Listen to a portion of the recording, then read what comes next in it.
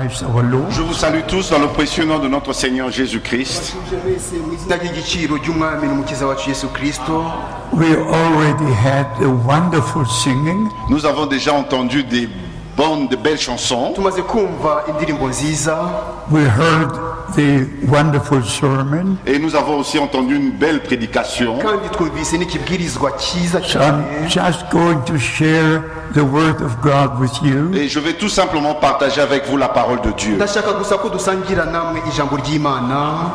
When I met Brother Branham the first time, Quand j'avais rencontré Frère Branham pour la première fois, I was 21. j'avais 21 ans. Now I'm 83. Maintenant, j'ai 83 ans. But we are here to meet Jesus Christ. Mais nous sommes venus ici pour rencontrer Jésus-Christ. To hear the true word of God. Et entendre la vraie parole de Dieu. I was also glad to see brothers from different nations. Et je suis aussi content de voir des frères venant de différentes nations. 47 years ago, I met Brother Nyagi in Nairobi. Et il y a de cela 47 années que j'avais rencontré Frère Nyagi à Nairobi. I look back to many, many years. Je regarde en arrière à plusieurs années. In the ministry to share the word of God. Dans le ministère pour apporter la parole de Dieu. And as our beloved brother read from Jeremiah 23, Comme notre bien-aimé frère a lu dans Jérémie chapitre 23, there are prophets who give their own visions, own il y interpretations. a des prophètes qui apportent leur propre vision, leurs propres interprétations. But by the grace of God, we understand Mais par la grâce de Dieu, nous comprenons. this is God's time for God's people. Ceci est le temps de Dieu pour le peuple de Dieu. This is the most important time in the history of all mankind. Ceci est le temps le plus important dans l'histoire de toute l'humanité. This is the most important time for the church of the living God. Ceci est le temps le plus important pour l'église du Dieu vivant. And we must know the promised word for Et today. nous devons connaître la parole promise pour aujourd'hui. It's good to know what God did in the days of Moses. C'est bien de savoir ce que Dieu a fait au temps de Moïse,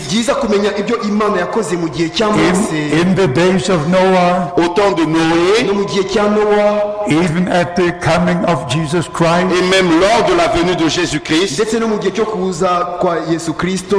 But what is the promise for our day and time? Mais c'est quoi la promesse pour notre temps et notre jour? In John chapter 14, our Lord said, Dans Jean chapitre 14, notre Seigneur a dit, I go to prepare the place. je vais préparer une place Then I will return et je reviendrai, and I will take you to be where I am. je vous prendrai afin que vous soyez là où je suis. So the main subject is the return of Jesus Christ. Ainsi, le sujet principal est le retour de Jésus-Christ And the preparation of the bride to meet the bridegroom. et la préparation de l'épouse pour rencontrer l'époux. To be washed in the blood of the Lamb. Être lavé dans le sang de l'agneau To be sanctified in the word of God. et être sanctifié dans la parole de Dieu. To be sealed by the Holy Spirit. Et être scellé du Saint-Esprit. In Matthew 25, Dans Matthieu chapitre 25,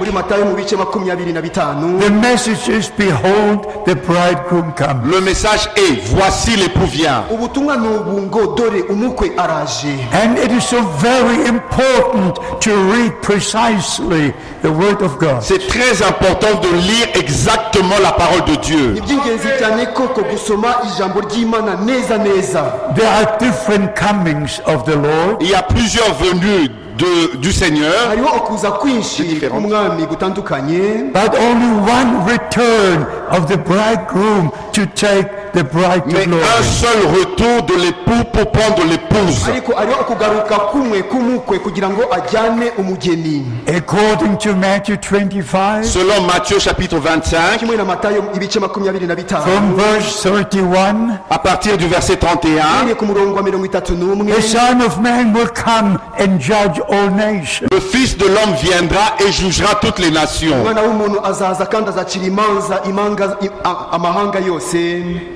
According to Revelation chapter 10, Selon Apocalypse chapitre 10, kimwe n'ibyahishuwe mu bice 10, he will come as the angel of the covenant. il viendra en tant qu'ange de l'alliance. azaza ameze nka marayika w'isezerano. According to Revelation chapter 1 verse 7, Selon Apocalypse chapitre 1 verset 7, kimwe n'ibyahishuwe igice cya mbere umurongo wa he will 7, come as the Almighty. il viendra en tant que le Tout-Puissant. azaza nk'ushobora byose. And then every eye shall see him. Et ainsi tout œil le verra. Bityo ijisho ryose rizamubona. And according to Revelation chapter 14, Et selon Apocalypse chapitre 14, kandi kimwe n'ibyahishuwe mu bice 12, our Lord is saying on Mount Zion, notre Seigneur est vu là sur la montagne de Sion, umwami wacu abonetse ari ku musozi wa Siyoni, with the 144,000. avec les 144 000. ari hamwe na babandi ibihumbi 120. And in Zechariah chapter 14, Et dans Zacharie chapitre muri 14, Zakariya mu bice 14, he comes as Lord God on the Mount of Olives. il descend en tant que le Seigneur Dieu sur la montagne des Oliviers. amanutse nk'umwami Imana ku musozi wa Elayono. There are different comings of the Lord. Il y a des différentes venues du Seigneur.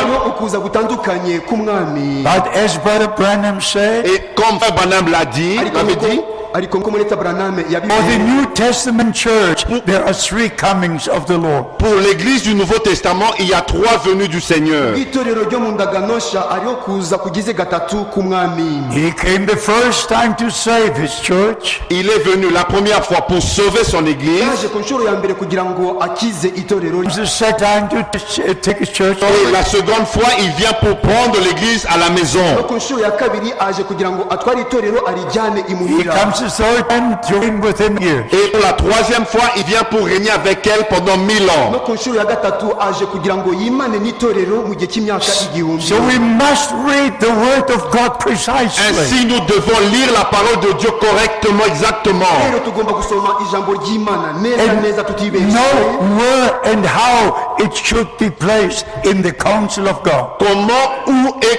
comment ça doit être placé dans la parole de Dieu. uburyo bigomba gushyirwa mu ijambo ry'Imana. naho Our bigomba gushyirwa. concern is the second coming of Christ. Notre sujet, c'est la seconde venue de Christ. ingingo yacu ni kuza kwa kabiri kwa Kristo. And as you know, by the grace of God, Ainsi, vous le savez, par la grâce de Dieu, bityo nk'uko mubizi ku bw'ubuntu bw'Imana, I knew the Lord from 1948. je connais le Seigneur depuis 1948. namenye umwami uhereye mu mwaka w'1948. In 1949, I was baptized in the Holy Spirit. Et en 1949, j'ai fait mon expérience du baptême du Saint-Esprit. 1949 nabatijwe n'umubatizo w'umwuka wera. In 1955, I saw Brother Branham in all the meetings. Et en 1955, j'ai rencontré Frère Branham dans toutes ses réunions. mu 1955 nahuye na Moneta Branham mu materaniro. I was in his meetings in Germany, J'ai pris part à ces réunions en Allemagne, yagiye mu materaniro yakoreye mu Budage in the United States. aux États-Unis, no muri Amerika, I drove with him in the same car. et j'étais avec lui dans la même voiture, kandi nagendanye nawe mu modoka imwe, I ate with him at the same table. et j'ai mangé avec lui autour de la même kandi table. wasangiye nawe ku meza amwe. So I knew Brother Branham for exactly 10 years. Ainsi, j'ai connu Frère Branham pendant exactement 10 ans. bityo namenye Moneta Branham neza neza mu gihe cy'imyaka And 10. when I heard his testimony the first time, Et quand la première fois j'avais entendu son témoignage, ubwo numvise ubuhamya bwe ku nshuro ya mbere na mbere, how the angel of the Lord came to him. Comment l'ange du Seigneur est venu vers lui. uburyo marayika umwami yaje amusanga On May the 7th, 1946. Le 7 mai 1946. itariki ya karindwi gicurasi 1946 Just giving the divine commission. Et il lui a donné le mandat divin. nuko amuha inshingano y'Imana. Brother Branham was sitting down reading the Bible. Frère Branham était assis en lisant sa Bible.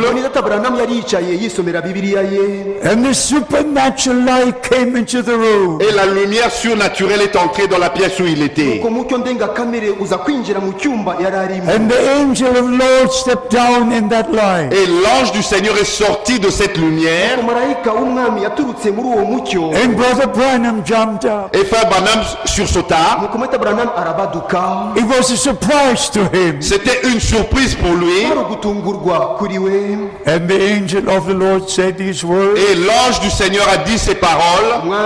Marayika w'umwami Imana Do not fear, I'm sent from the presence of Almighty Ne God. crains point, j'ai été envoyé de la présence du Dieu Tout-Puissant. witinya natumwe nurutse mu maso Imana ishobora Just byose. explaining the ministry God gave to his prophet. Et a expliqué le ministère que Dieu a donné à son prophète. gusobanura ubukozi Imana yahaye umuhanuzi wayo. The angel of the Lord even said, Et l'ange du Seigneur a même dit, ndetse marayika w'umwami yaranavuze ati, as Moses was given 2 signs, et de même qu'à Moïse avait été donné 2 signes, kimwe nuko Mose yahawe ibimenyetso bibiri, 2 signs are given to you. 2 signes t'ont été donnés. uhawe ibimenyetso bibiri. One sign would be Un des signes sera kimwe mu kimenyetso bizaba ari uku nguku, that with his left hand he takes the right hand of the patient. avec sa main gauche, il va prendre la main droite du malade. azajya afatisha ikiganza cye cy'ibumoso afata ikiganza cy'iburyo cy'umurwayi. Because those for prayer stood in the prayer line. Parce que ceux qui étaient dans la prière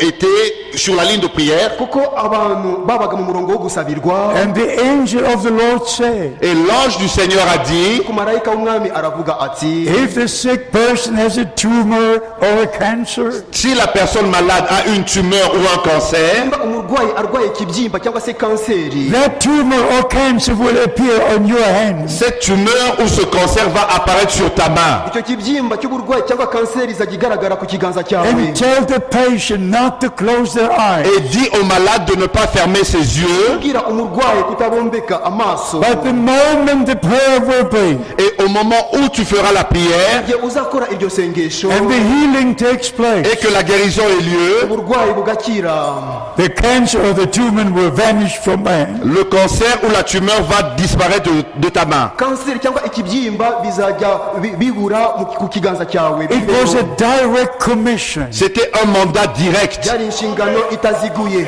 We cannot go into all these On ne details, peut pas aller dans tous ces détails, babasha kubirondora byose, but I trust you are acquainted with what God has done in our time. mais je crois que vous êtes au courant, vous savez tout ce que Dieu a fait dans notre temps. ariko ngira ngo muzi neza ibyo Imana yakoze mu gihe cyacu byose. Especially June the 11th, Et 1933. particulièrement le 11 juin 1933, by'umwihariko ku itariki ya 11 kwezi kwa gatandatu igihumbi magana cyenda When mirongo Brother itandatu na Branham was gatatu. baptizing in the Ohio River, quand frère Branham était en train de baptiser dans le fleuve Ohio, umuni Dr. Branham yari abatiriza ku musozi ku mugezi when he was witwa about to baptize the 17th et person, quand il était sur le point de baptiser la 17e personne, yarageze ubwo agomba kubatiza umuntu wa 17, he heard a voice saying, look up. il a entendu la voix qui lui a dit lève la tête. yumvise ijwi rimubwira ngo ubura umutwe, And again, look up. Et encore lève la tête. nanone ngo ubura umutwe. And when he looked up, this supernatural light came down. Et quand il leva la tête, cette lumière surnaturelle est descendue. umutwe kino gicu ndengakamere The cyaragaragaye. same light that you see above Brother Branham's head. La même lumière que vous voyez sur la tête de frère wa Branham. mucyo umwe mubona ku mutwe wa muni Dr. Branham.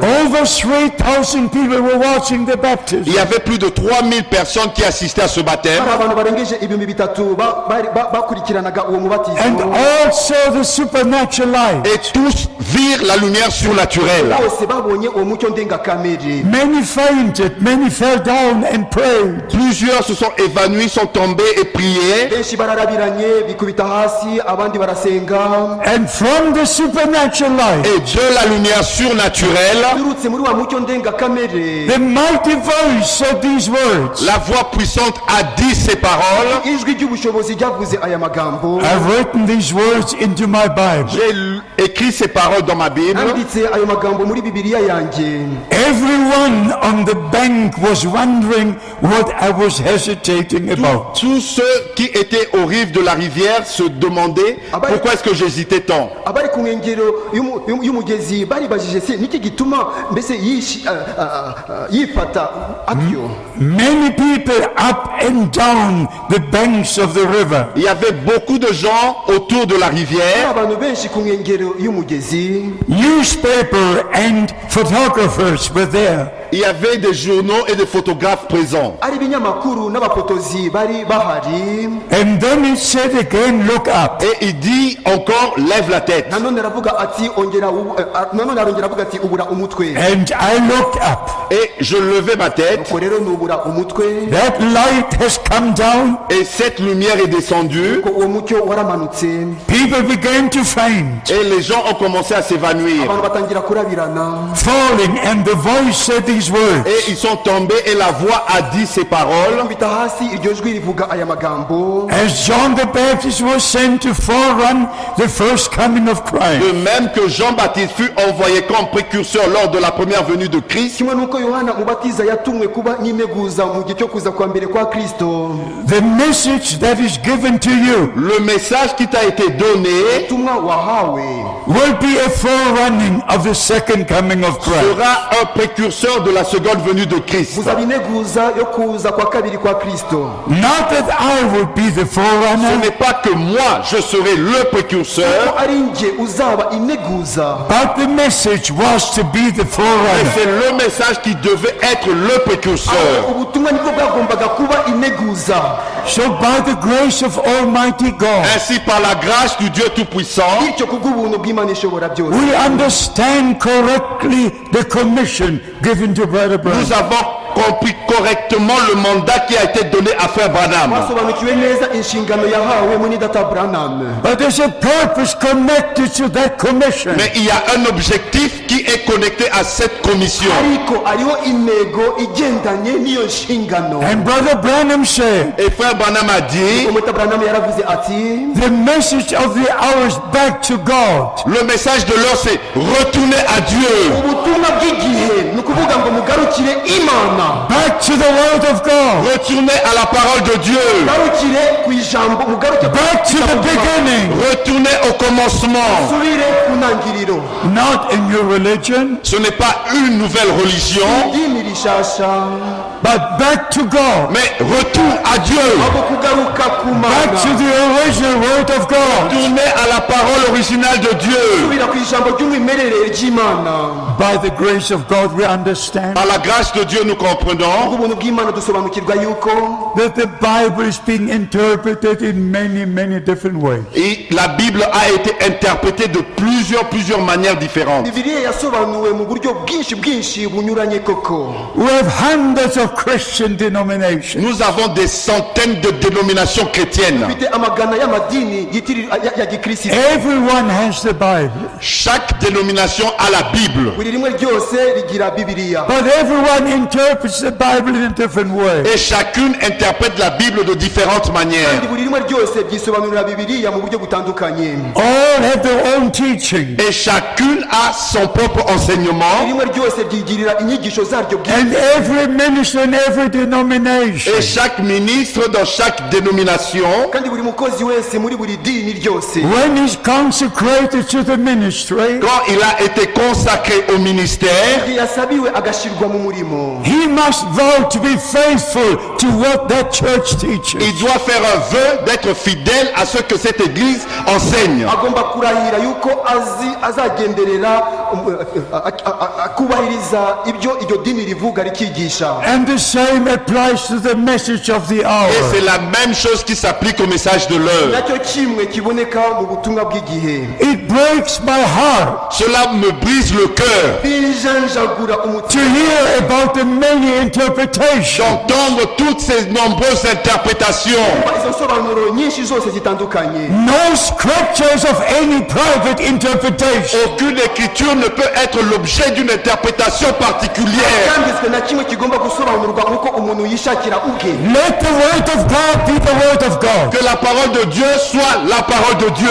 ijambo ry'imana rigume kuba ari ijambo ry'imana. And first, God makes promises. Et d'abord, Dieu donne des promesses. ubwa mbere imana ibanza gutanga amasezerano, And then we believe the promises. Et nous croyons les promesses. natwe tukizera amasezerano, And then we receive the fulfillment of the promise. Et nous recevons l'accomplissement de ces promesses. nuko tukakira gusozwa kw'ayo masezerano. Over 100 promises at the first coming of Christ were fulfilled. Plus de 100 promesses lors de la première venue de Christ furent accomplies. amasezerano arengeje amagana yasohoraga mu gihe cyo Everything was written in the Bible Tout était déjà écrit dans la Bible. byose byari byaramaze kwandikwa muri bibiliya about the birth of the Savior, Au sujet de la naissance du Sauveur, byerekeranye n'ivuka ry'umukiza, about his ministry, au sujet de son ministère, byerekeranye n'ubukozi bwe, about his suffering, de ses souffrances, n'imibabaro ye, about his death, de sa mort, urupfu rwe, about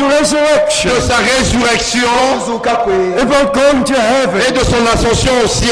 kuzamurwa kwe mu ijuru. Everything was written in the Old Tout Testament. était déjà écrit dans l'Ancien Testament. byose byari byaramaze kwandikwa mu isezerano rya kera. And all these scriptures were fulfilled. Et toutes ces écritures furent accomplies. ibyo byanditswe byose byarasohoye. And in Luke chapter 24, Et dans Luc chapitre 24, muri luka mu bice 24, our Lord referred to the books of Moses, notre Seigneur s'est référé au livre de Moïse, umwami wacu yishingikirije ku gitabo cya mose, to the Psalms and to the prophets. aux psaumes et aux prophètes. kuri zaburi no ku bahanuzi, And that all these scriptures had to be fulfilled. Et a dit toutes ces écritures devaient s'accomplir. bavuga ati ibyo byanditswe byose byagombye gusohora. The same applies today. Et c'est la même chose que nous appliquons aujourd'hui. nacyo kimwe dukora uyu munsi. Not imaginations, but the word of God promised for this day. Pas de l'imagination, mais la parole de Dieu promise pour ce jour. ibitekerezo ahubwo ijambo ry'imana ryasezeranijwe iki gihe uyu And if munsi. you read the Bible correctly, Et si vous lisez correctement la Bible, muramutse musomye bibiliya neza neza, especially Revelation chapter 1, et particulièrement Apocalypse chapitre 1, by'umwihariko ibyahishuwe igice cya mbere verse 1 to 3, du verset 1 au verset 3, ku murongo wa mbere kugera ku wa gatatu, when the Apostle John was on the Isle of Patmos, quand l'apôtre Jean était sur l'île de Patmos, ko intumwa yohana yari ku kirwa cy'ipatimo, he received the divine revelation. il avait reçu la révélation divine. yarahawe guhishurwa kw'imana. But there, the word prophet is written in the plural, Mais là, le mot prophète est écrit au pluriel. ariko aho ijambo umuhanuzi byanditswe I think we should read Revelation chapter Je 1, crois que nous devons lire Apocalypse chapitre 1. kugira ngo tugombye gusoma ibyahishuwe igice that cya we mbere, understand by the grace of God Ainsi, nous pouvons comprendre par la grâce de Dieu bityo tubasha gusobanukirwa ku bw'ubuntu bw'imana, that whatever is revealed to a servant of God que quoi que ce soit révélé à un serviteur de Christ, yuko icyo ari de cyo Dieu, cyose cyahishurirwa umukozi w'imana, is meant to be for all the servants of God. cela est destiné à tous les serviteurs de Dieu. icyo kiba kigenewe abakozi bose b'imana. Revelation chapter 1 verse 1, Apocalypse chapitre 1 verset 1. byahishuwe igice cya mbere umurongo wa mbere, the revelation of Jesus Christ which God gave unto him Révélation de Jésus-Christ que Dieu lui a donné guhishurwa kwa yesu kristo uko imana yamuhaye, to show unto his servants, pour montrer à ses serviteurs, kugira ngo yereke imbata ze, plural. au pluriel. benshi mu bwinshi. John was one servant, Jean était un serviteur. yohana yari umugaragu umwe, but what God revealed to him Mais ce que Dieu lui avait révélé ibyo imana yari yaramuhishuriye was meant to be for all the true servants of God. était destiné à tous les vrais serviteurs de Dieu. bigenewe abakozi b'ukuri b'imana bose. And by the grace of God, Et par la grâce de Dieu, ku bw'ubuntu bw'imana we understand every word of God. nous comprenons chaque parole de Dieu. sobanukirwa buri jambo ryose ry'Imana. But as I said before, Mais comme je l'ai dit auparavant, Ko nabanje kubivuga, as there are so many interpretations of the Bible, il y a tellement d'interprétations de la Bible hariho insobanuro nyinshi cyane za Bibiliya, and there are so many interpretations in the message, et il y a tellement d'interprétations dans le message. hariho insobanuro nyinshi cyane mu butumwa. it breaks my heart. Cela me brise le cœur. Binjenjagura umutima And wanjye. I tell you why. Et je vous dis pourquoi. Reka mbabwire impamvu. Because God is only in His Word. Car Dieu n'est que dans sa parole. Gusa Imana iba mu ijambo ryayo ryonyine gusa. The enemy is in every Et interpretation. l'ennemi est dans chaque interprétation. Manzi aba muri buri nsobanuro imwe yose. And the Apostle Peter was writing Et l'apôtre Pierre avait écrit Intumwa Petero yari yaranditse iti in 2 Peter chapter 1, dans 2 Pierre chapitre 1, Petero wa kabiri igice cya mbere, we were with him on the holy mountain. nous étions avec lui sur la sainte montagne. bari kumwe nawe kuri wa musozi wera. We heard the voice saying from heaven, Et nous avons entendu la voix retentissant du ciel. Twumvise ijwi rirangira rivuye mu ijuru. this is my beloved Son in whom I'm well pleased. Celui-ci est mon fils bien-aimé en qui j'ai mis tout mon plaisir. Uyu ni umwana wanjye nkunda unashizemo ibyishimo byanjye But then byose. the apostle comes to the subject of the return of Christ. Et ensuite, l'apôtre va au sujet de la seconde venue de Christ. Hanyuma intumwa igera ubwo ijya ku ngingo yo kuza kwa kabiri kwa Kristo. Second Peter chapter 1, 2 Pierre chapitre 1, Petero wa kabiri igice cya mbere verse 19. verset 19. umurongo wa 19. We also have the more sure word of prophecy. Et nous tenons pour d'autant plus certaine la parole prophétique. Nyamara rero dufite ijambo ryahanuwe rirushaho gukomera. You all know the scripture. Vous connaissez tous cette écriture. Mwese muzi ibi byanditswe. In verse 20, Au verset 20, Umurongo wa 20. knowing this first, sachez tout d'abord, Ariko mubanze kumenya yuko before you start preaching, avant de commencer à prêcher, mbere yuko utangira kubwiriza, know this first, sachez d'abord ceci, banza umenye iki ngiki, that no scripture, no prophecy of the Bible qu'aucune prophétie de l'écriture yuko ari nta byanditswe n'abahanuzi na bumwe bwo mu byanditswe is of any private interpretation. ne peut être un objet d'interprétation particulière. ushobora gusobanurwa uko umuntu yishakiye. Every true servant of God Chaque véritable serviteur de Dieu umukozi nyakuri wese will respect the word of God, va respecter la parole de Dieu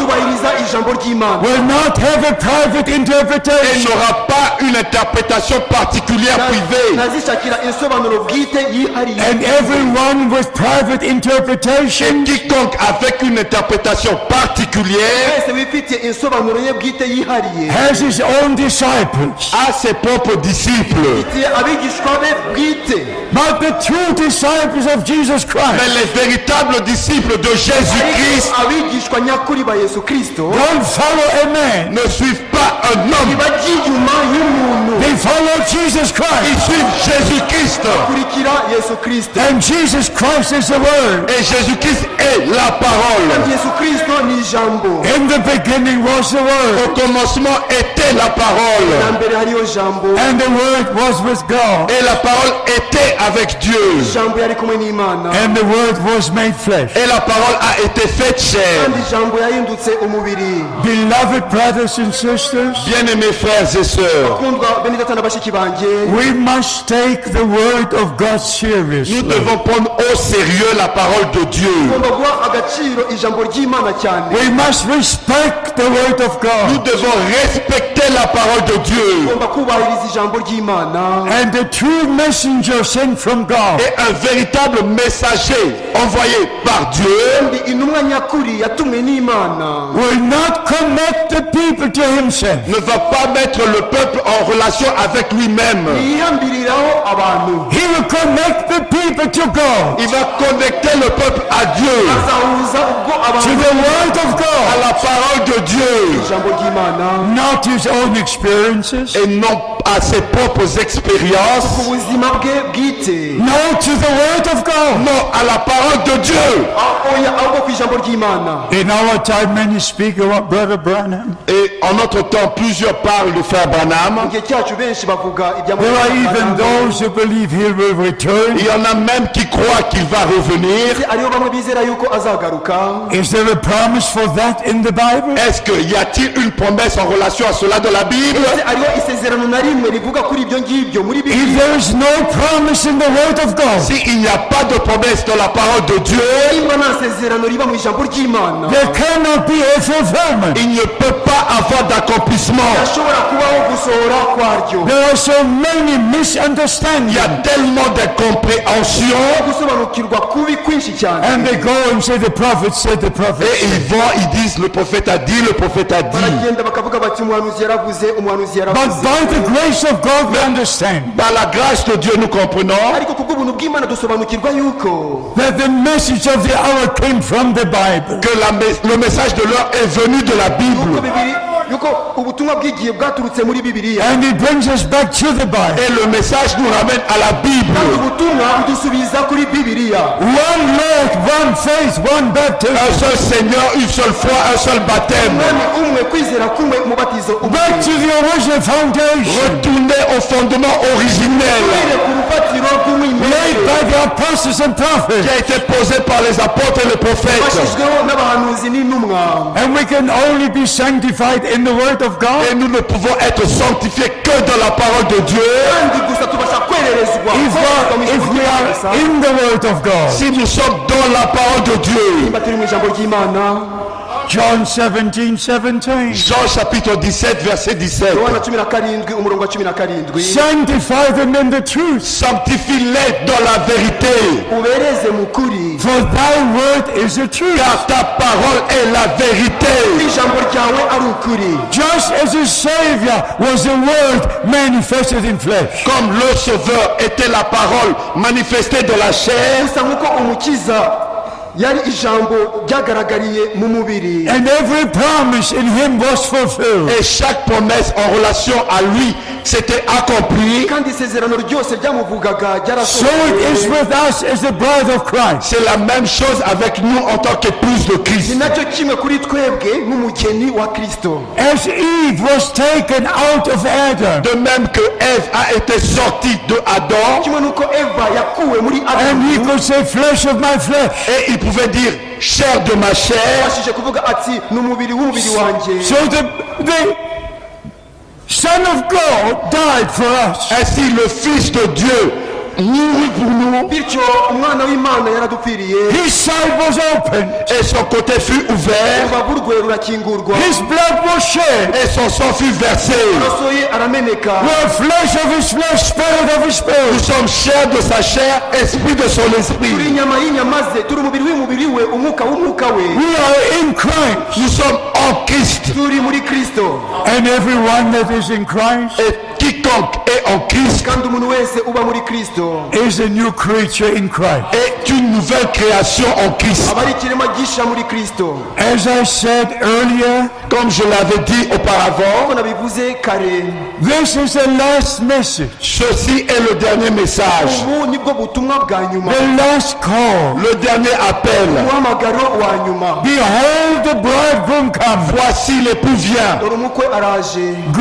ye out to meet him. Allez, sortez à sa rencontre. mugende musohoke mumusanganire. We must come out from all Nous denominations, devons sortir de toutes les dénominations gusohoka mu madini yose, from all et interpretations. de toutes les interprétations. insobanuro zose, We must come back to Christ, Et nous devons retourner à Christ kandi tugomba kugarukira washed in the blood of the et Lamb, laver dans le sang de l'agneau, kwagirirwa mu maraso y'umwana w'Imana, sanctified in the word of God, sanctifié dans la parole de Dieu kerezwa no mu ijambo ry'Imana, and sealed by the Holy et Spirit. scellé du Saint-Esprit. gashyirwaho ikimenyetso cy'umwuka wera. Please take it seriously. S'il vous plaît, prenez ceci au sérieux. yinginze ibi mu biha agaciro cyane. We shall read two verses. Nous allons lire deux versets. turasoma imirongo ibiri. One, Ephesians chapter 1, E- un verset dans Éphésiens chapitre 1. Ephesians chapter 1, Éphésiens chapitre 1, verse 13, verset 13. that first you might know. D'abord, vous devez savoir, Ephesians chapter 1, verse 13, Éphésiens chapitre 1, verset 13. in whom you have believed. En lui, vous aussi, After you heard the word of truth, après avoir entendu la parole de la vérité,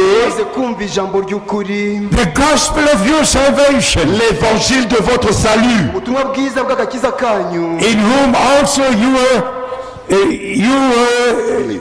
sealed, yes, by the Holy Spirit unto the day of promise. en lui vous avez cru et vous avez été scellés du Saint-Esprit qui avait été promis.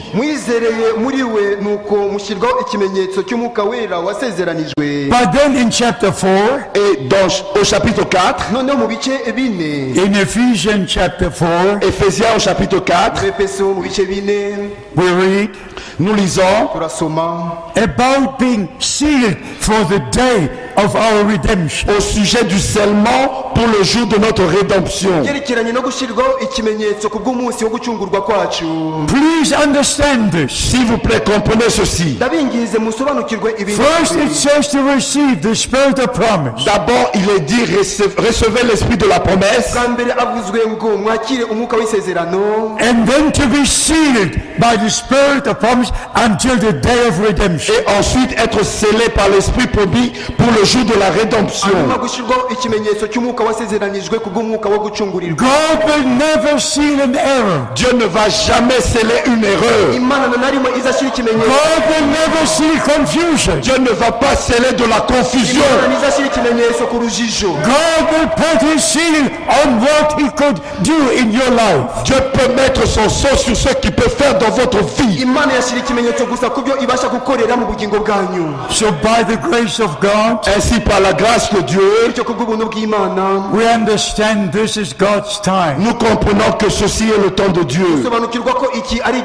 Just to believe the promised word of Et God. croyez simplement la parole de Dieu, les promesses de Dieu. And if you are of God, Et si vous êtes de Dieu, you will hear the words of God. vous allez entendre, écouter la parole de Dieu.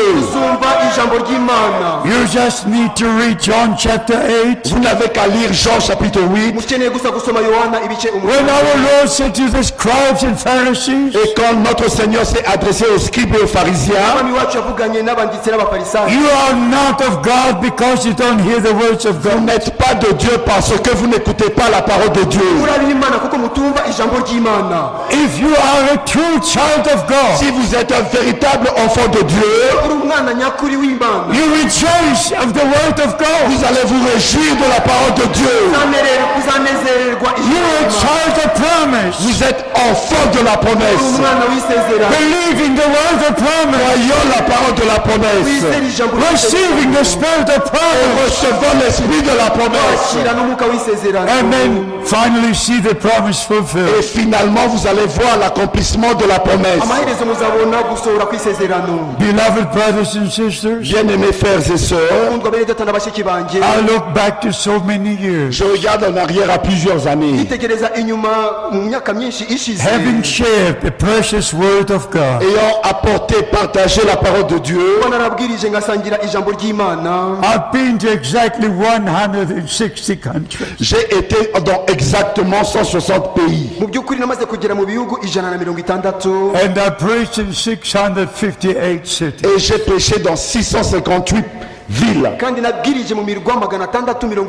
Over 9,000 sermons. Plus de 9000 prédications. All over the earth. Partout sur la terre. I just returned from China, Je viens de retourner de la Chine, from Mongolia, de la Mongolie, from Pakistan, du Pakistan, everywhere on earth. partout sur la terre. There are millions now believing the message of the Il y hour. a des millions maintenant qui croient le message de l'heure. Even in the Republic of Pakistan, Même au Pakistan, no mu gihugu cya pakistani which is an Islamic republic. qui est une république islamique, kikaba ari igihugu cy'abayisilamu. The man from the government l'homme même du gouvernement umuntu wo mu butegetsi who received me at the airport, qui m'avait accueilli à l'aéroport, yanyakiriye ku kibuga cy'indege, who was with me from the moment I arrived until I left. qui était avec moi au moment où je suis arrivé jusqu'à mon départ, wari kumwe nanjye, wagendanye nanjye kugeza A man in the government. un homme travaillant dans le gouvernement. umuntu ukora mu butegetsi bw'igihugu. He was just now baptized in the name of the Lord Jesus Il Christ. s'est fait baptiser dernièrement au nom du Seigneur Jésus-Christ. ubu yabatijwe mu izina ry'umwami yesu kirisito. The word of God will always accomplish. La parole de Dieu va toujours accomplir. ijambo iteka rizahora risohoza iteka. 8,000 people were gathered Il y avait 8000 personnes rassemblées abantu ibihumbi munani bari bateraniye aho to hear the word of God. pour entendre la parole de Dieu. kugira ngo bumve ijambo ry'imana. I'm also glad for all the opportunities Et je suis aussi heureux pour toutes les opportunités kandi nejejwe n'uburyo bwose bwabonetse the Lord has granted me in all these years. que le Seigneur m'a accordé pendant toutes ces années. umwami yankoreye muri iyi myaka yose ishize.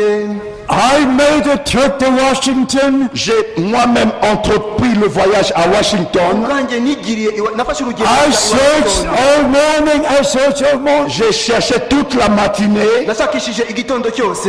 On December the 18th, 1968, Le 18 décembre 1968, itariki ya 18 ukwezi kwa 12 1968 to find the place where this picture is exhibited. pour trouver l'endroit où cette photo a été exposée. kugira ngo mbone ahantu ino shusho yari yaramuritswe.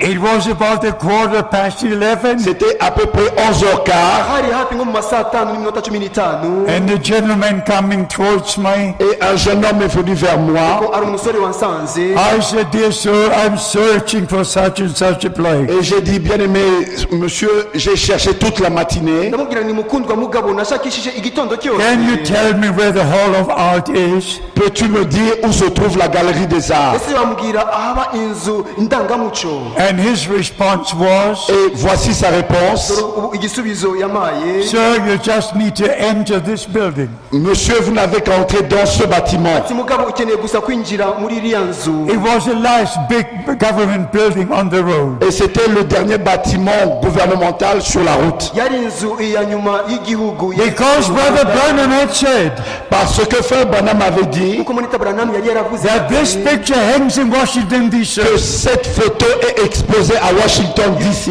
yuko iyi foto imanitse mu nzu ya Washington DC. I had to be there. I had to see it. Je devais voir cela. nagombaga kubyibonera. So that I became an eyewitness. Ainsi, je suis devenu un témoin oculaire. bityo nabaye umuhamya wiboneye. A true witness must have seen something. Un vrai témoin doit avoir vu quelque chose. umuhamya nyakuri agomba kuba ari cyo yabonye. I even took a trip to the Isle of Patmos. J'ai même entrepris un voyage sur l'île de Patmos. ndetse nafashe n'urugendo, nigeze gufata urugendo njya ku kirwa cy'Ipatimo. In 1980, it was put upon my heart. En 1980, cela était sur mon cœur. 1980 byari So I took a flight to Athens, Ainsi, j'ai fait le voyage vers Athènes. bityo nafashe urugendo njya i Athene. and then went to the seaport, Piraeus, Et je suis allé à Pirée, Nuko le nagiye, port, ku to take a boat to go right to Patmos. pour prendre le bateau jusque sur l'île de Patmos. kugira ngo mfate ubwato ngire ku kirwa cy'Ipatimo. I just wanted to spend a few days on that island. Je voulais passer quelques jours sur cette île-là. nashatse kumara iminsi mikeya kuri icyo kirwa. There I read the 22 chapters of Revelation. Là, j'ai lu les 22 chapitres d'Apocalypse. aho nasomeye ibice 22 byose byo I walked up and down the island. J'ai parcouru toute cette île. nagendagenze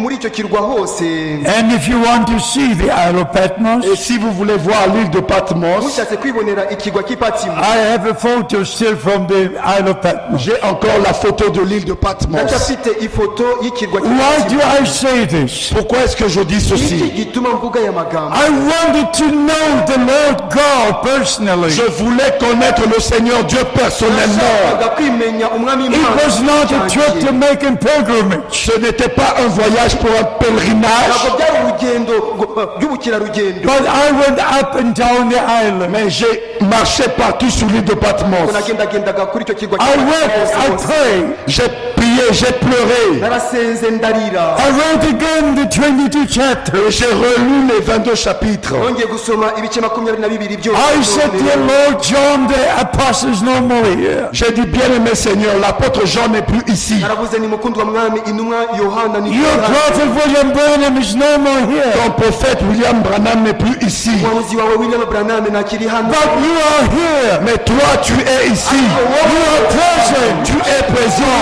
hano Beloved brothers and sisters, Bien-aimés frères et sœurs, kundwa bene data bashiki a banjye true man of God un véritable homme de Dieu must be sure doit être certain in what he says and what he preaches. dans ce qu'il dit et dans ce qu'il prêche. avuga n'ibyo abwiriza So by the grace of God, Ainsi, par la grâce de Dieu, cyo kubw'ubuntu bw'Imana I became an eyewitness je suis devenu un témoin oculaire yarindutse umuhamya wiboneye of the amaso. special ministry of Brother Branham. du ministère spécial de Frère Branham. ubukozi budasanzwe bwa muri data Branham The same ministry our Lord had when he walked on earth. Le même ministère. I've seen you under the tree. Je t'avais vu sous l'arbre. nakubonye munsi y'igiti He could tell Simon, Il pouvait dire à Simon, ashaka kubwira Simoni your name is Simon. ton nom est Simon witwa Simoni Your father's name is Jonah. et le nom de ton père est Jonas. izina rya papa wawe ni Yona He could tell the woman at the well Il pouvait dire à la femme au puits bashaka kubwira umugore ku iriba what had happened in her life. de tout ce qui était arrivé dans sa vie. byabaye mu buzima bwe byose This was the special ministry Brother Branham had. C'était le ministère spécial qu'avait Frère bwari Branham. ubukozi budasanzwe muri data Branham yari afite Can you imagine? Pouvez-vous vous imaginer bashaka kwibaza se In his meetings in Germany, dans ces réunions en mu Allemagne, materaniro ye mu Budage he didn't speak a word of the German language. il ne parlait même pas un seul mot en allemand. nta jambo na rimwe ry'urudage yari azi kuvuga But for every person in the prayer line, Mais pour chaque personne sur la ligne de prière, kubw'umuntu wese wabaga ari mu murongo wo God showed him a vision. Dieu lui montrait une vision. Imana yamwerekaga iyerekwa Where the person comes from, D'où venait la personne aho umuntu yabaga aturutse what sickness they had. et la maladie de la personne. n'uburwayi bw'uwo muntu yabaga He could arwaye say to a sister, Il pouvait dire à une sœur, kubwira mushiki wacu umwe ati you come from Hamburg. tu viens de Hambourg. uraturuka ahitwa Hamburg I see you work in a hospital. Je te vois travaillant dans un hôpital. ubona ukora akazi You are a nurse. Tu es une infirmière. umugangakazi Saying all the details. Et il lui a dit tous ces détails. rondorera ibintu byose And then receive your healing. Et reçois ta guérison.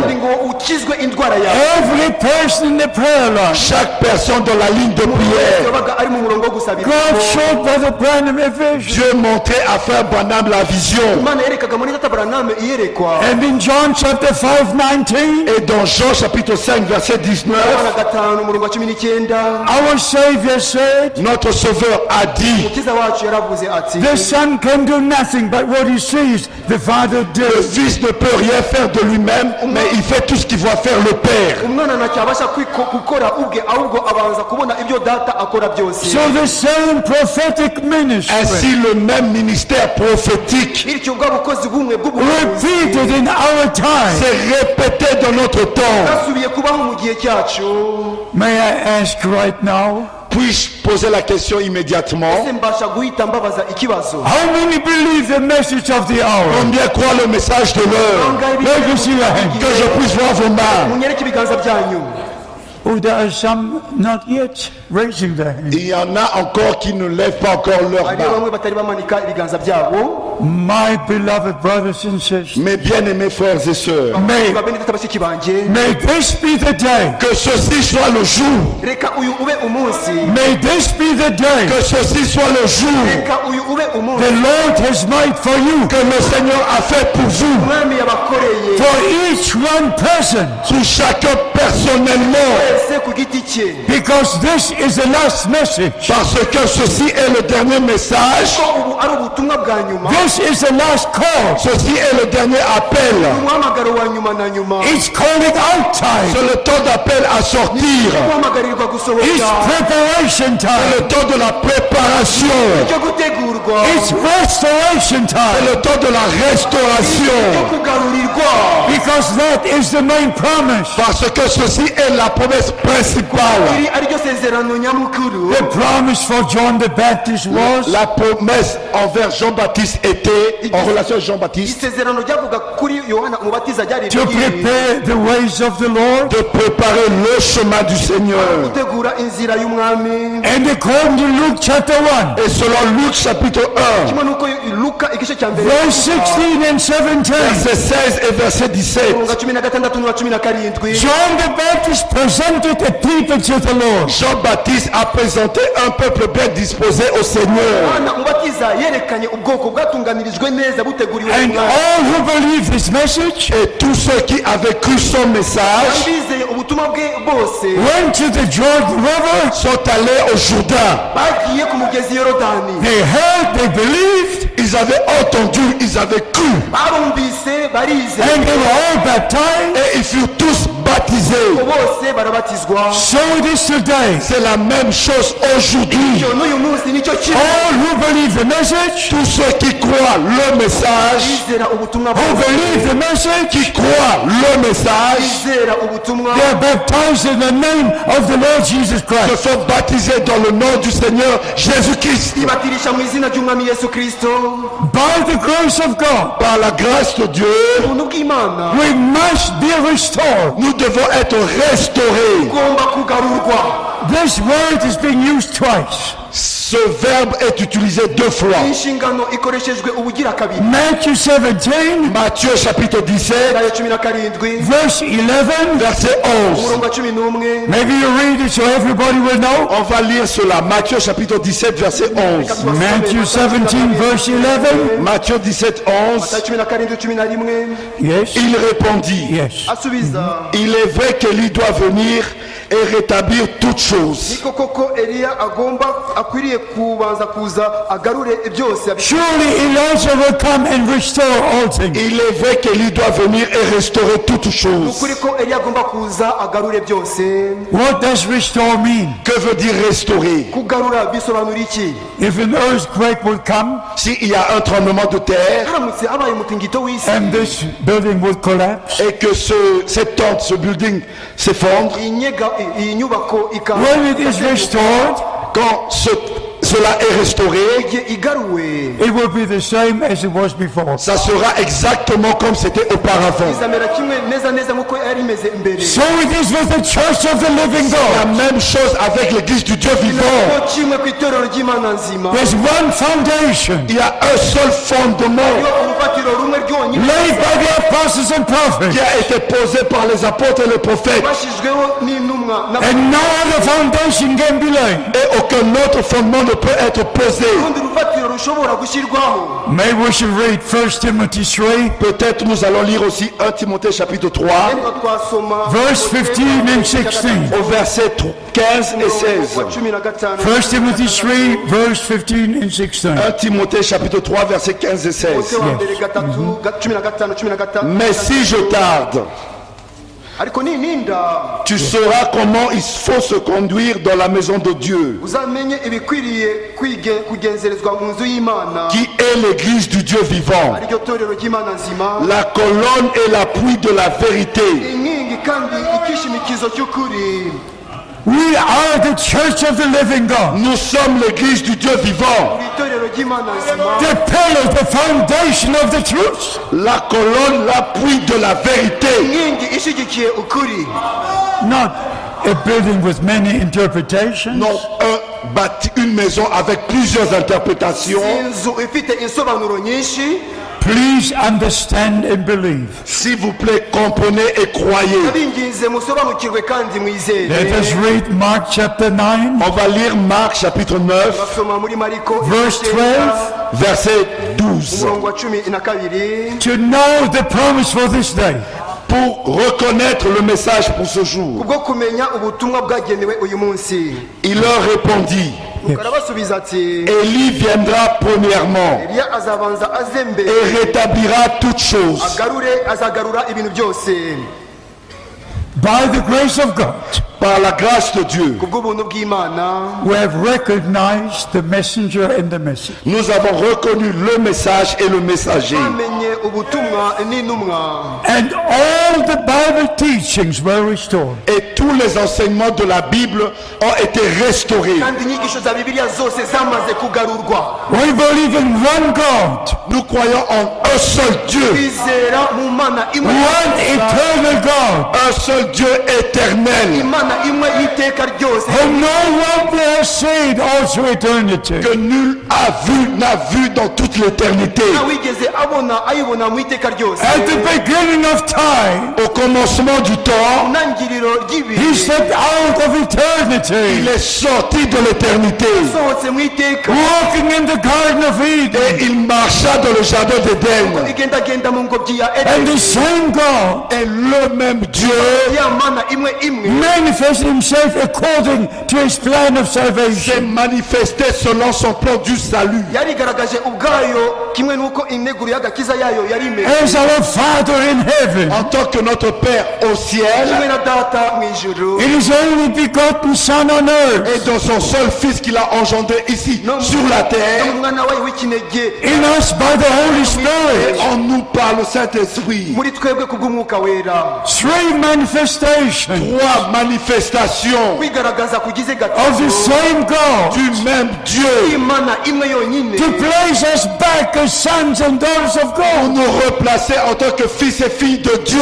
kudusubiza mu mwanya w'abahungu n'abakobwa b'Imana The word Trinity is not in the Bible. Le mot Trinité n'est pas dans la Bible. ijambo ubutatu na rimwe riboneka muri The bibiliya word Triune God is not in the Bible. Le mot trois dieux n'est pas dans la Bible. ijambo Imana eshatu ntiriba muri bibiliya The word eternal Son is not in the Bible. Le terme fils éternel n'est pas dans la Bible. ijambo rivuga ngo umwana w'iteka na rimwe riba muri bibiliya The word God the Son is not in the Le Bible. terme Dieu le Fils n'est pas dans la Bible. imvugo Imana umwana niba muri bibiliya na gato But 36 times from Romans chapter 1, Mais 36 fois de Romains chapitre 1. blessed be God the Father. Béni soit Dieu le Père. inshuro 36 mu baroma Beloved brothers and sisters, Bien-aimés frères et sœurs, bakundwa bene data let me bashiki say this in the fear of God. permettez-moi de dire ceci dans la crainte de Dieu. unyemerere kuvuga aya magambo We must separate from all wrong teaching. Nous devons nous séparer de tous les faux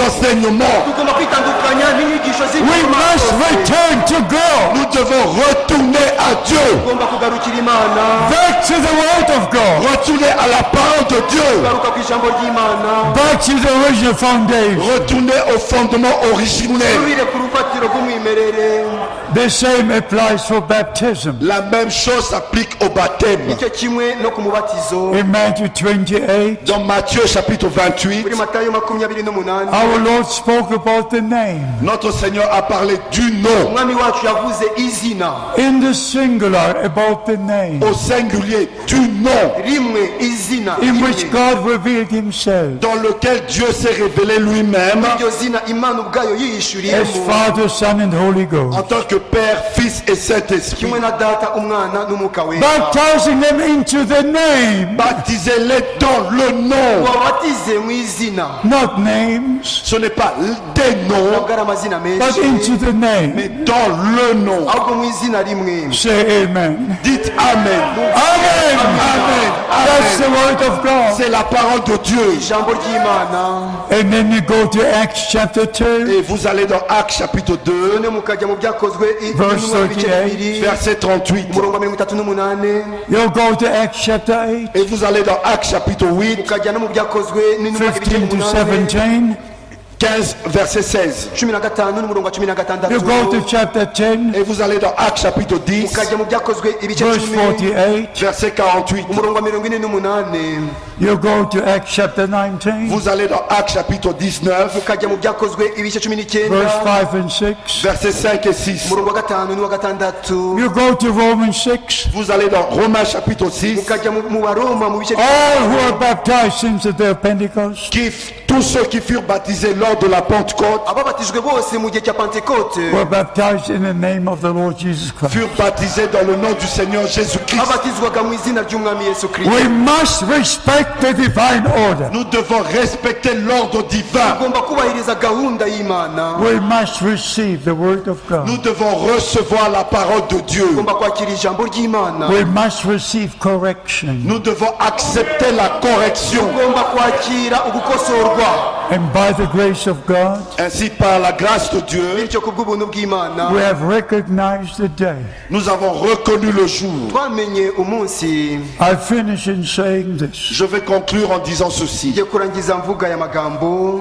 Now I'm an old man. Je suis maintenant avancé en âge. ubu ngubu ndakuze rwose. I've done my part, J'ai fait ma part, nakoze uruhare rwanjye day and night, jour et nuit. amanywa na nijoro, just serving the Lord, Et rien qu'en servant le Seigneur gusa nkorera umwami, sharing His precious and holy word. et apportant, partageant sa sainte et précieuse parole kubwiriza nsangira ijambo rye ryera Promise for this day. igiciro qui a été promise pour ce jour. ryasezeranijwe uyu munsi. And God permits, we have another meeting tomorrow. Et Dieu, si Dieu le veut, nous allons avoir une autre réunion demain Imana ibishatse ejo tuzagira And we shall iteraniro share with you the other scripture, et nous allons partager avec vous certaines écritures kandi hari ibyanditswe bimwe na bimwe turi busangire showing to you hamwe, the promises in the word et vous montrant les promesses dans la parole bereka amasezerano mu ijambo and the fulfillment in our time. et l'accomplissement de notre temps. no gusohora kwayo mu gihe cyacu. I ask again, Je vous pose encore la question. nongeye kubabaza ikibazo nanone how many believe God? Combien croient Dieu? bangahe bizera Imana, How many believe every word of God? Combien croient chaque parole de Dieu? bangahe bizera buri jambo riri mu How ijambo many ry'Imana? believe that William Branham was a man sent from Combien God? croient que William Branham était un homme envoyé de Dieu? bangahe bizera ko William Branham, How many believe that he was told Combien croient qu'il lui fut dit ni bangahe bizera ko yabwiwe that the message given to him que le message qui lui avait été donné ko ubutumwa yahawe will forerun the second coming of Christ? précédera la seconde venue de Christ? uzabanziriza kuza kwa kabiri kwa Kristo. Even to the statement he made, Et même il a fait cette déclaration. ese ari ijambo yavuze, not that I would forerun, Ce n'est pas que moi je précéderai, si uko ari njye uzabanziriza, but the message would be forerunning the second mais c'est coming. le message qui sera le précurseur de la seconde venue de Christ. ahubwo ubutumwa nibwo buzaba integuza. Please remember Matthew 25. S'il vous plaît, rappelez-vous de Matthieu chapitre 25, ndabinginze mwibuke Matayo ibice 25, Verse 10. verset 10. umurongo wa 10. They that were ready Celles qui furent prêtes abari biteguye went into the marriage, entrèrent dans la salle des noces binjiye mu cyumba cy'ubukwe, and the door was closed. et la porte fut fermée. nuko urugi And rurakingwa, the door was closed. Et la porte fut fermée. umuryango urakingwa. Now the door is open. Maintenant la porte est ouverte. ubu umuryango urakinguye, Now your heart must be open. Maintenant c'est vos cœurs qui doivent être ouverts. none imitima yanyu Now we have to believe Maintenant nous devons croire ubu tugomba kwizera the promised word of God la parole promise de Dieu ijambo ryasezeranijwe for ry'Imana this day. pour ce jour. kubw'uyu munsi. May the grace of God be with you. Que la grâce de Dieu soit avec vous. reka ubuntu bw'Imana bubane namwe. I say this again. Je le redis, nongeye kubisubiramo, I believe je crois ndizera that this is a special day. que ceci est un jour spécial. yuko uyu ari umunsi A day udasanzwe, for you to hear the true word of God. Un jour pour vous pour entendre la vraie parole de Dieu umunsi mwagenewe kumva ijambo ry'Imana To ry'ukuri, make the right decision. et prendre la bonne décision gufata icyemezo cyiza, To be ready for the return of Christ. et être prêt pour le retour de Christ. no kuba witeguriye kugaruka kwa Kristo. May the blessings of Almighty God Que les bénédictions du Dieu Tout-Puissant reka imigisha y'Imana ishobora byose rest upon all of you. reposent sur chacun de vous. ibe hejuru ya buri umwe wese muri mwebwe. Let us all stand for a word of prayer. Nous allons tous nous mettre debout pour la prière. reka twese duhaguruke kugira ngo dusenge. Let us just stand and we shall pray Et together. nous allons nous mettre debout et prier ensemble. duhaguruke nuko dusenge And we shall believe together. Et nous allons croire tous ko ensemble. twese tujye kwizerera hamwe And we shall receive Et together. nous allons recevoir tous ensemble. twese turi bwakirire hamwe. Please remember S'il vous plaît, souvenez-vous ndabinginze mwibuke Ephesians chapter 4, de Éphésiens chapitre 4, ibyo mu befeso mu bice 4 verse 30.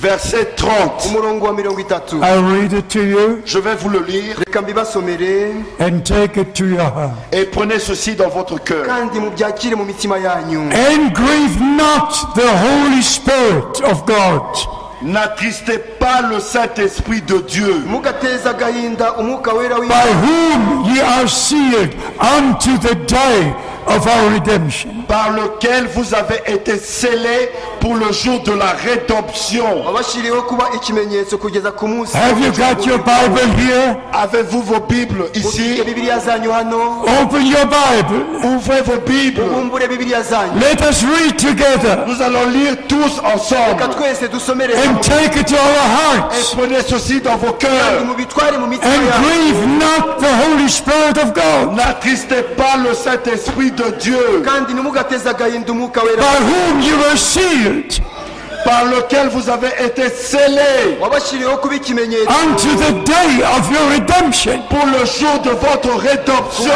kubw'umunsi wo gucungurwa kwanyu. May the grace of God Que la grâce de Dieu reka ubuntu be bw'Imana upon us today. soit sur nous ce soir. bube hejuru yacu. Receive the word of God. Recevez la parole de Dieu. wakire ijambo ry'Imana. Believe the word of God. Croyez la parole de Dieu. Kwizera ijambo Leave ry'Imana. all things behind. Laissez toutes choses derrière. ureke ibintu byose inyuma. Grieve not the Holy Spirit of God. N'attristez pas le Saint-Esprit de Dieu. mugateza agahinda umwuka wera w'Imana. Don't have your own interpretations. N'ayez pas vos propres interprétations. ntimukigirire insobanuro Don't zanyu. follow a man. Ne suivez pas un homme. mukajya inyuma y'umuntu. Follow Jesus Christ. Suivez Jésus-Christ. Believing every word of Et God. chaque parole de Dieu. wizere buri jambo ryose ry'Imana. Grieve not the Holy Spirit of God. N'attristez pas le Saint-Esprit de Dieu. mugateza agahinda umwuka wera Let the w'Imana. will of God be done Que la volonté de Dieu soit faite reka ubushake bw'Imana in your life, dans vos vies, mu in buzima my life, dans ma vie, in our life. dans nos vies. mu buzima bwacu. Let us pray together. Nous allons prier tous reka ensemble. twese hamwe dusenge. And before we Et pray, avant que nous prions, ariko mbere y'uko dusenga, if you made your decision, si vous avez pris votre décision, niba mumaze gufata icyemezo cyanyu, just believe the word of God. croyez tout simplement la parole de Dieu wizere gusa ijambo ry'Imana. To have part in what God is doing et right now. prenez part à ce que Dieu est en train de faire maintenant. kandi mugire umugabane ku byo Imana iriho ikora You nonaha. made the right decision Vous avez pris la bonne décision mwafashe icyemezo kizima to cyiza believe the word of God de croire à la parole de Dieu yo kwizera ijambo ry'Imana and to receive the Holy Spirit et de recevoir le no Saint-Esprit kwakira umwuka wera and to be sealed by the Holy Spirit of God. et être scellé du Saint-Esprit de no Dieu. gushyirwaho ikimenyetso cy'umwuka wera w'Imana. Not for a few days, Ce n'est pas pour quelques jours seulement, kubw'iminsi mikeya gusa, until the day of our bodily redemption. mais c'est jusqu'au jour de la rédemption de nos corps. ahubwo ni ukugeza ku munsi wo gucungurwa kw'imibiri yacu. How many wish to be ready? Combien veulent être prêts? ni bangahe bashaka kuba biteguye? Amen. Great God in heaven, Ô grand Dieu au ciel, o Mana ikomeye mu ijuru, I pray in Jesus' holy name. je prie dans le saint nom de Jésus senze mu izina ryera rya Yesu, May all brothers and sisters que tous les frères et sœurs reka bene data na bashiki bacu bose be washed in the blood of the Lamb. soient lavés dans le sang de l'agneau, buhagirirwe mu maraso y'umwana w'intama, Obey and believe every word of God. qu'ils obéissent et qu'ils croient chaque parole de Dieu bumvire kandi bizere ijambo ryose rimwe ry'Imana And be ryose, totally restored et qu'ils soient totalement restaurés kandi bagarurirwe byose, and made ready for your return. et qu'ils soient prêts pour le jour de ton retour. kandi babe biteguriye umunsi wo kugaruka kwawe. Dear Lord, I thank you with all my heart Bien-aimé Seigneur, je te remercie de tout mon cœur kundwa mwami ngushimiye n'umutima wanjye wose for the plan of salvation, pour le plan du salut, umugambi w'agakiza, for sending your servant servant and prophet, d'avoir envoyé ton serviteur et ton prophète, kuba waratumye umugaragu wawe n'umuhanuzi wawe, for giving us the message of the Word of de God, nous avoir donné le message de la parole de Dieu, kuba waraduhaye ubutumwa bw'ijambo ry'Imana, and all who have an ear to hear et que tous ceux qui ont des oreilles pour entendre ngo abafite amatwi bose ngo will hear what the Spirit of God has to say. entendons ce que l'Esprit de Dieu doit dire. bazumva icyo umwuka w'Imana agomba, And then they will be sealed by the Holy Spirit of God. C'est ensuite qu'ils seront scellés du Saint-Esprit de Dieu. kandi muri abo nibo bazashyirwaho ikimenyetso. Receive divine revelation. Recevez la révélation divine. mwakire guhishurwa kw'Imana, Receive all the blessings of Almighty God. Recevez toutes les bénédictions du Dieu Tout-Puissant. mwakire imigisha yose y'Imana ishobora byose, And be prepared for the return of Et Christ. soyez préparés pour le retour de Christ. kandi mutegurirwe kugaruka kwa Kristo. And all who believe, Et tous ceux qui ont cru, kandi abizeye bose every word of God, chaque parole de Dieu, buri jambo rimwe ryose ry'Imana, just say amen. dites seulement Amen. muvuge Amen. amen, amen. Amen. Amen. Amen. God bless you. You may be seated. Que Dieu vous bénisse. Vous pouvez vous asseoir. Imana ibahe umugisha, mushobora kwicara. Thank you for coming to hear the word of God. Merci d'être venu pour entendre la parole de Dieu. murakoze kuba mwaje kumva ijambo ry'Imana. Thank our beloved brothers for the translation. Merci notre bien-aimé frère pour la traduction. turashimira muri leta mukundwa kubwo gusemura. Also, we thank the Lord for the transmission possible. Et nous remercions le Seigneur pour la transmission Kandi Yeah. Internet. kandi turashimira umwami kubw'itumanaho rya That internet worldwide everybody can hear. Que partout dans le monde, tous peuvent entendre. kugira ngo mu isi yose abantu bose babe bakumva. Actually, now we are serving 172 countries. Présentement, nous servons 172 pays. ubu ngubu turahereza ibihugu 172. Over 1,700 connections. Il y a plus de 1700 connexions Internet. hari mudasobwa zo kuri internet 1,000 All over the earth. magana arindwi Partout sur la terre. ku isi hose, And the scriptures fulfill. Et l'écriture s'accomplit. kandi hari ibyanditswe bisohora. This gospel of the kingdom of God. Cet évangile du royaume de Dieu. buno butumwa bwiza bw'ubwami bw'Imana, The original gospel of Jesus Christ L'évangile original de Jésus-Christ ubutumwa bw'imimerere bwa Yesu is Kristo being preached to all nations. est en train d'être prêché dans le monde entier. buriho burabwirizwa mu isi yose. And our Lord said, Et notre Seigneur a dit, none umwami wacu yaravuze ati, then the end shall be. et alors viendra la fin. nibwo imeruka izahera ko ize. God bless you and be with you. Que Dieu vous bénisse et qu'il soit avec vous. Imana ibahe umugisha kandi bane namwe. Please come back tomorrow. S'il vous plaît, revenez demain matin. ndabinginze ejo mu gitondo muzagaruke. God bless you. God bless you. Thank you for the invitation. Bless you.